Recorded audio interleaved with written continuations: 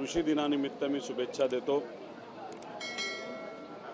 आज विधिमंडळामध्ये सरकारच्या माध्यमातून कृषी दिन साजरा केला जाणार आहे। एखादा इव्हेंट जर करायचा असेल तो काय पद्धतीने केला पाहिजे या सरकारकडनं कुठेतरी आपण शिकलं पाहिजे।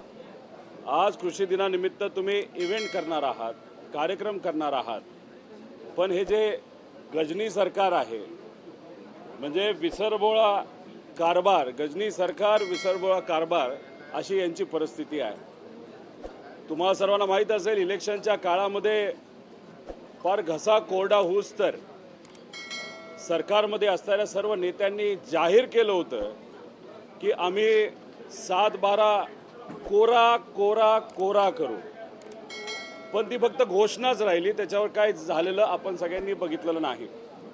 त्याच्याच बरोबर आपण जर बघितलं तर भावांतर योजना आम्ही आणू असं सरकारने सांगितलं होतं, त्याबद्दल सुद्धा गजनीप्रमाणे ते विसरलेले आहेत।